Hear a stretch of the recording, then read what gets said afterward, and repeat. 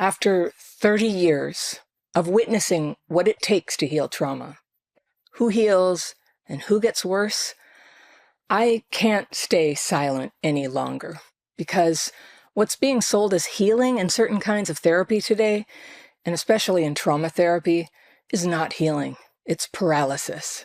I spent years sitting in rooms where I was told to keep talking about what happened and to go deeper into the pain, to name every feeling, every wound, and to focus on self with a capital S. And I was told that meant I was brave. And I was told that was the work and I was making progress. And when I questioned that, I was assured that this is going to take a long time. That's what's going on. And it was normal for things to get a lot worse before they got better. But after 11 therapists and many years, I wasn't getting better. I was falling apart. And I'm not the only one. When I say therapy nearly destroyed me, I'm not exaggerating. What I'm calling out is the blind faith, the monopoly that therapy has on what is officially recognized as getting help. It's enshrined the idea that professional therapy is the only legitimate way to heal trauma, and all therapy is good. It's just good, and everything outside of it is not legit, and that if you're hurting and therapy isn't helping, the problem must be you. So that idea is wrong. I'm here to tell you, and I'm living proof. Nowadays, so much more is known about how to help people who have lived through trauma. And thank God, there are now therapists who understand about dysregulation, and they can help you with that instead of just pushing you into telling your story again and again, and then believing that all the crying and the panic and shaking and mental chaos that this puts you into is progress somehow. Yeah, you're processing a lot, they used to say. So perhaps this is what it looks like from the outside, that we're processing. But inside, dysregulation blocks processing from happening. The repeated triggering reinforces your reactivity. It strengthens your trigger mechanism and your responses that keep every adrenaline-loaded memory looping and looping and never transforming into an emotionally neutral memory. That's what processing is. You know, you're very charged, you're getting a lot of adrenaline and cortisol. When you think about something, your heart pounds. When it's processed, and how to do that is, in some ways a great mystery, but what everybody here is, in the trauma space is trying to help you do, processing it into a mere memory, not charged, not activating your whole nervous system. So what happens from the repetition, though, from the old school talk therapy is it can make you very hypersensitive from all that retriggering, because talking, in fact, there's a brain pathway when you're talking about traumatic experiences. I'm terrible at it.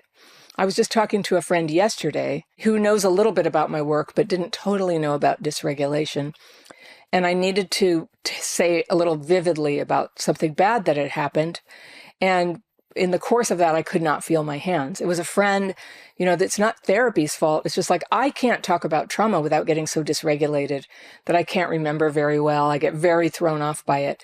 Well, it turns out this is maybe about 30% of people who had childhood trauma. It's super normal. But when I was doing a lot of therapy, they didn't know that anybody was dysregulated, and they didn't know that talking about it was not the universal fix for it. So you become hypersensitive from the talking, and then ordinary triggers can wreck your composure. Your thinking gets darker, and God forbid you get validated on those trauma-driven thoughts and beliefs about yourself, like, oh yes, you really are a victim, and yes, all your problems really are caused by society and your parents and men and whatever it is. You know what's helpful is acknowledging that, yeah, the world has given you a bad hand in some ways, but there are things you can control. And if I were queen of the world, I would say first re-regulation, then begin to look at some things that you can control. Because if you can get one little win, if you can bring a little bit of uplift or comfort or confidence to yourself by working on one thing that you can control, which is never other people and never the past, when you get those little wins, it strengthens you to do a second wind. I'm a big believer in that. Like, start with the things that are easy to succeed at. I know that when I was deep in my complex PTSD symptoms and struggling, really drowning in my symptoms, not knowing how I was going to get through it, I was very self-centered. I'm sure people regarded me as being, narcissistic in my behavior, in just that I was fairly insensitive to other people and their needs and how my words would affect them. I was very focused on myself. I talked about it a lot. Once I knew how to regulate my nervous system, that receded, and I was able to turn my focus more generally to both myself and other people, to have attunement to the outside world. And I'm telling you, when you've lived with trauma, attunement to the outside world has been very, very badly damaged. It's probably something like, if you're in trauma right now, you may not even know it's a thing, but it's a thing, and it's available to you when you start to calm the dysregulation. And as much as anything traumatic that happened to you as a child was by definition not your fault, it's you who has to make a transformation right now. And part of what that's going to involve is bringing the locus of your focus back in to things that you can control. When you're looking at problems, look for things. What are things that I'm doing? This is super exciting when you're healing, actually, because when it's something you're doing, it's almost a slam dunk that you'll be able to fix it. Maybe not right away. Like I used to be a very heavy smoker. And after I decided I didn't want to be a smoker, it took me about 3 years to permanently not be a smoker. But the decision was the turning point. If you think nothing is ever your fault, there's this very dark side of that, which means then nothing is under your control. I think we can all see that there are so many people struggling to escape this artificially induced state of reactivity and blame, where they perceive themselves as having no choice. This is a very disempowered place, even though a lot of times I think we get encouraged to think that way because the friend or the therapist who's trying to help us is so worried that if we had one more thing to feel bad about, it would break us. We want to take on reality. We want to find out, like, where am I falling into the trap again? Where are the decisions that I've made that have just gotten me into a total painful situation? What red flag didn't I see? What boundary did I not understand? Trauma can leave you numbed from your instinctive sense of right and wrong. And when the culture reinforces that there's no difference, that it's subjective, that's a trauma too. It sort of is a vicious circle. The greatest good that can happen for you is to find what you're really meant for, what you're meant to bring to this world for the benefit of the world. Trauma may have delayed you, but trauma can be overcome very quickly if you have the right tools. Now, sadly, so much trauma treatment, back to my point of the thing I can't stay silent about anymore, pulls people off that course, brings them back into self, back into the sad story. The story is sad. I don't deny it needs to be talked about, and that's important. But it is not in itself the destination or the solution. I think that's what it looks like to experts from the outside, is that we just don't get something. And so they'll say things to us like, you just have to choose differently, your partners, or you have to stop trying to repeat your childhood, or you just need to love yourself. All of that stuff. Those are nice ideas, but they're easier said than done. They are the things that can be taken for granted, like a fish takes water for granted, by people who were parented properly. And when that didn't happen, like loving yourself, it's not just like you go, oh, right, I almost forgot to love myself. Like, it's not there.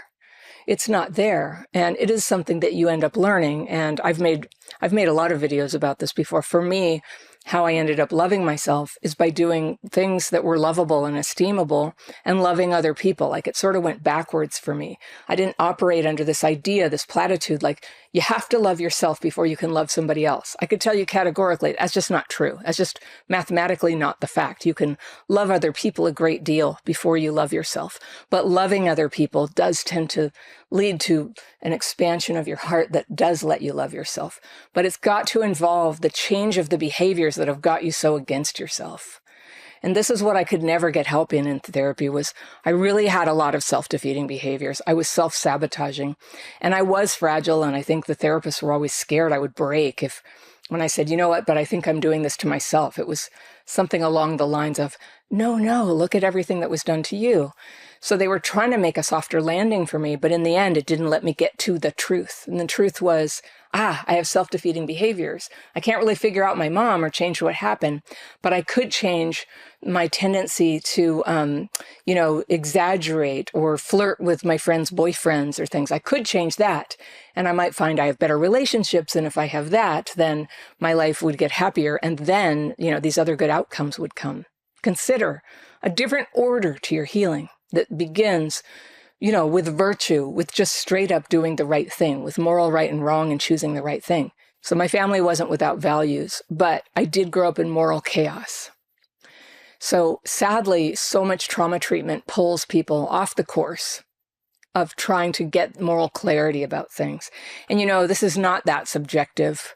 I think that my parents' generation wanted to believe it was subjective, and there's maybe some people nowadays who still want to believe that morality is bullshit and there is no right and wrong. And like, if everybody communicates really well, who cares who you sleep with? And I don't agree. I think if you grew up in moral chaos, part of your healing is to start to track, like, well, wait a second. Because what's moral is what serves you and what serves other people. And sometimes we have to give up what would be convenient or fun or sweet or romantic or something. We have to give it up in order to stick to the choice and the outcome that is good for the kids, that's good for, the family, that's good for the financial future, that's good for your soul, that's not going to leave you with a bunch of guilt and estrangement from the people who counted on you. Because that's what my mom's generation did. I think trauma treatment, by focusing so much on what happened, it can encourage getting stuck in identity, like, oh, I'm the abandoned kid. And if you stay in identity, what it's costing you is being more sort of centered in vision. Where are you trying to go? Not like, what's the bad thing that happened, but what's the good thing you're trying to go toward? I'm not saying you should deny the bad thing that happened. It's there, but it's a memory. It's a fact. It doesn't need to come up every day. It's not who you are. It's what happened. And who you are is somebody who's got a vision, and that's where you're going. So you get stuck in identity rather than vision. You get stuck in pain rather than a purpose. Now, people who are alone and medicated and inflamed with anger and blaming people and posting about it and raging in public and waiting for somewhere else to fix the world and getting validated that this is progress, it's an easy hole to fall into. I should know. I've spent quite a bit of time in that hole. And I could have told you 100 ways that my mother was a shitty mom, but I was totally unclear, like, why was I losing so many friendships? Why was I falling further into depression and panic all the time? Well, the answer was, it was me. I was doing that. I didn't know how to get out. I didn't know that I was responsible. I was very focused on things that had happened to me that were unchanging because they were past facts.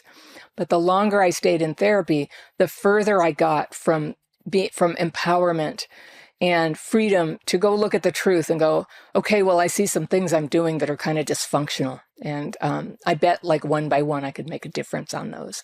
That is what my healing ended up sounding like when it happened. Hundreds of therapists and doctors tell me, by the way, quietly, that they know exactly what I'm talking about here. They don't like it either. They don't dare say it publicly that some therapists buy so deeply into a modality of treatment that common sense gets lost and there's no mechanism to catch this or call it out. I mean, no one's really measuring, like, where do the good results happen? Like, rarely are there studies. And sadly, like so many things in science and medicine and research, results can be cherry-picked. They use only studies that show a favorable result. They don't even count the 35% of participants in the study who dropped out, presumably because nothing good was happening. You don't really know. And if you call it out and say intuitively, I'm a therapist and I'm just noticing a lot of people do better if they do this and they don't do so well if they do that, that goes against orthodoxy to imply that the way that trauma is treated has any failings at all. But here's the thing, the evidence does not point to a clear pattern of efficacy for any one therapeutic modality over another. Trauma from childhood is notoriously difficult to treat. A lot of things that work for acute adult traumas, like EMDR, it was great for my adult traumas. It didn't touch my childhood trauma. I think that's not 100% the case, but some things do things, some things don't.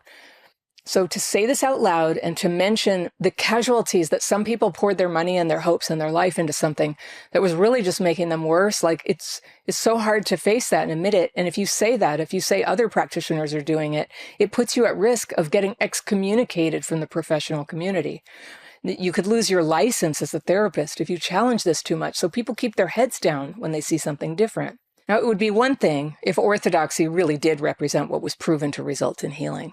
And some notable missteps For example, the decades we were told that depression was a chemical imbalance and it could be treated with a pill that corrected the chemical balance.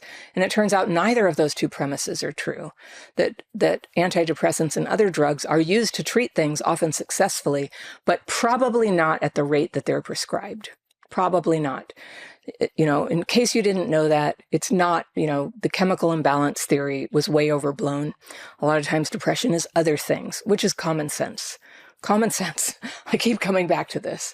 And so the common missteps are usually not publicly trotted out. They're discussed on the fringe. They're discussed in the underground. They're considered conspiracy theories, but especially in mental health. The data are very inconsistent. The transparency on what works and doesn't work is not great. And there's literally no system to find out, like, who's a good therapist. That is such a platitude. You know what you need? You need a really good therapist, or you just didn't really have the right therapist. When do you really need to talk to a doctor? And when do you really need to go to a therapist? And so what do you need? You need discernment. And how do you get discernment? Whether you have access to therapy or not, you learn to re-regulate and you learn moral principles of right and wrong. And now you are equipped to start making some judgments about whether somebody is a fit for you to help you on one of the most personal and vulnerable services that a person can provide to help you with therapy. And yet it's talked about therapy like it's the end all be all. It always knows the answer, and it's the only thing that does know the answer. So I'm challenging that. I'm challenging that with respect and love. I am personally friends with and acquainted with so many incredible gifted therapists. And that's kind of what the research has been showing. There's different modalities, and in the end, their outcomes are not that different. The thing where there is a difference is in the talents and abilities of the practitioner themselves, their attunement, their charisma, their ability to listen, their warmth. Those are the things that can make a difference for a person in the outcome. And what we're talking about there are human qualities. More and more therapists, thank goodness, are using alternative methods of supporting people that don't require you. It's not all based on the sad story of what happened. I mean, for me, that's just amazing. I still can't do that. But change takes a long time. And most therapists, even though they say they're trauma-informed, are still going to encourage you to talk about what happened week after week. And if that starts to dysregulate you, you get to call it out. And I guess the belief is that a breakthrough will come from talking. If you just talk long enough or go deep enough, that depth, stuff getting heavy, that's going to be more helpful. Or you're going to get insight or something. None of that stuff happened for me. So I don't mean to be dismissive, because some people it has worked for. So there's no measurement, though, of success. There's no transparency of which providers get results, better than others. So everything happens in a private room, in a conversation. How would you even know if the conversation that you had was off track or wasn't the best one you could have had, right? How would you know if you were misdiagnosed? I hear from people all the time where they spent years with a misdiagnosis because one practitioner was just sort of dead set on going, no, you are bipolar. That is what you have. And it turns out that wasn't it. Or what if there was a simple change that would completely release you from the depressed and anxious pit that you were stuck in, but you never got to hear about it? Because that's what happened to me. I heard about it by accident after years of therapy.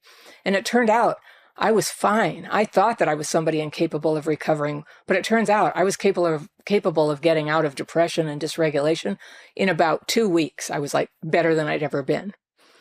I had to leave therapy to access that. That's what happened. I mean, I think I learned it initially while I was in therapy, but therapy soon became, I don't think redundant is the right word. It just became irrelevant, where I'd go back in and be like, how are you feeling about the hard things? It's like, today I'm not thinking about the hard things. I'm pretty excited about some new thing that I'm doing. And the therapist is like, well, how'd that happen? I go, well, I'm doing this technique where I'm writing basically a prayer. I'm writing my talking to God about what's troubling me, and I'm asking for it to be removed and asking for guidance. And I remember the sort of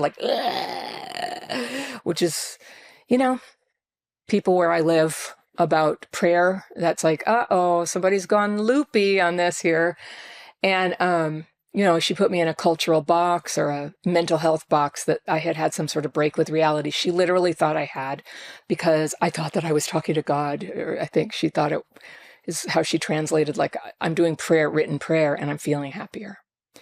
and it's meaningful to me, and it's making me feel better, and it's giving me answers about what to do with my life to solve my problems, and things are getting better.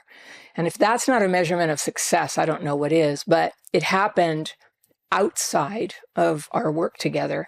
And I had her disapproving vibe about it. I just had to leave to get out of that mental trap of what is supposed to make you happy, focus on pain, and give myself the space to focus on releasing all that and changing my life, of really taking responsibility in a way that maybe the therapist would have regarded as being too hard on myself, but it worked. And what I learned the hard way is that rehashing pain, for a lot of us who've lived through trauma, it's reactivation. It amps up your nervous system, which is firing away with cortisol and adrenaline and a racing heart, as if the trauma is still happening. And you may have been told all the emotional fireworks were progress or depth, and your hands shook and your body froze. But if you're like me, all it led to was brokenness. The more I talked, the more my nervous system stayed lit up. And the more angry or sad or freaked out I got, I couldn't feel my hands. I couldn't remember what I was there to work on. I'd be crying hard. And then that was all we had time for, and I had to go again. And believe it or not, I felt ashamed of how little I was improving. I thought I was some special kind of effed up person, and I gradually lost hope. I got dangerously hopeless, really. And it wasn't just this therapist, it was 10 others I'd seen before. It had always been like this. But everyone says, when you're struggling, you've got to go talk to someone. And I was going 3 times a week. And if talking about trauma was going to help me, it would have. But it was obvious I was only getting worse. So what saved my life wasn't talking about trauma. It was learning a technique that allowed me to express my thoughts and feelings in a way that didn't throw my nervous system into chaos. And that is something I teach, by the way, in a free course. You can learn it and try it in under an hour, and I'll put the link to that. It's called the Free Daily Practice Course, and it's in the top line of the description section below this video. The techniques give you a structured way to get your thoughts and feelings out in writing, and then you rest your mind in meditation for 20 minutes afterwards. It's crazy, right? Trust me, my therapist rolled her eyes when I told her a friend taught me a written prayer that made my depression lift and allowed me to have emotional calm and a completely focused mind for the first time in my life. She literally thought that I had had a break with reality when I stopped showing up emotionally shattered every Monday and Wednesday and Friday. She tried to reframe what I was doing as journaling and mindfulness, in fact, which it most emphatically is not journaling and not mindfulness. It's not the same thing. Those are fine things. To this day, people who want to challenge the legitimacy of what I'm doing use reframing as well. I don't like reframing. I know it can be used therapeutically, but it's done without your consent. It's just somebody, forcing their opinion on you in a very judgmental way, disguised as therapy. So when people do that, trying to explain myself to me in their terms, it's not respectful and it's not true. So it's something from their belief system. And it goes like this. It's like, so what you're saying is it's all about the breath. And I'm like, no, it's not about the breath. Or they go, basically what you're doing is reparenting yourself, right? And again, no, that's not what I'm doing. What I'm doing is praying, writing, meditating, and facing the actual problems of my life and owning that. And while I can consult with experts, in the end, it's on me to change my life. And I found a way to access that inner strength to do something that hard, because it's hard. And all that talk about what a shitty mother I had lost its usefulness like so long ago. The thing that needs healing is here. This is not radical. It's common sense. And I should tell you that thousands and thousands of clinical professionals not only share my methods with their clients and patients, but they use them themselves. And this is not woo-woo magical thinking. It's a simple and drug-free and no-cost way to ease your stressed mind and relax your spirit and start feeling better, whether you have access to good professional help or not. What I do offer to people looking for therapy is a link to BetterHelp. You've probably heard of it. Some people complain about it, but honestly, it's kind of a miracle that there's this one system where you can always get in and get help. It's online therapy. It's not that expensive as therapy goes. And when the chips are down and you need professional help, this is a very accessible way to get it quickly.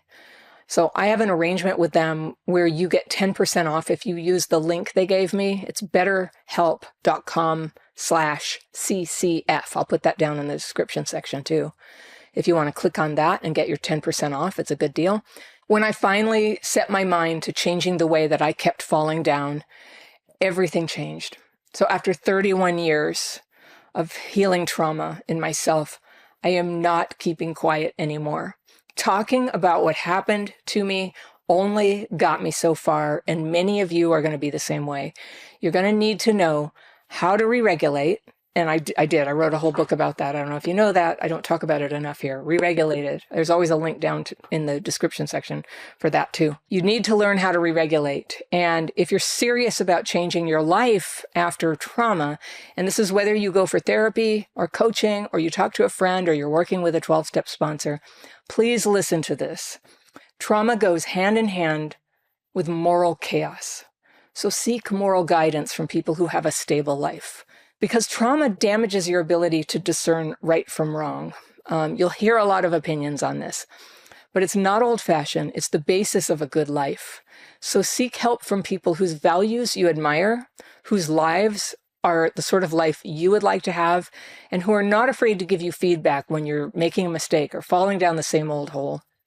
This is not being judgmental. I think that's why many therapists stay away from moral issues. They don't want to be judgmental. They really want to put forward the idea that you're accepted no matter what. And I appreciate that. But in mentoring, maybe you can't do that in therapy so much. But in coaching, mentoring, and sponsoring, you certainly can if the person is asking for it. And I encourage you to only work with people that you trust to guide you in that way. This is part of the healing that takes practice and discipline. Too many people are sitting in rooms, telling and retelling their stories, building an identity as a trauma survivor. They are very, very in touch with what happened to them, but not so in touch with where they're going and how the transformation can possibly take place for them to get from where they are to where they want to be. So thinking that, that's healing when really trauma-driven behaviors are keeping them brain fogged and worn out and wondering why things are not getting better. So if that's happening to you, it may be time to stop looking for answers in your past. You've talked about it enough, perhaps, and rise up instead into the power that you hold right here, right now, today, in this precious life of yours. If you like this video, I've got one that you're going to love right here, and I'll see you very soon. It's hard to perceive accurately what's going on in those moments. Like, what just happened? What's the actual problem? Is it me? Is it the other person? What am I supposed to say?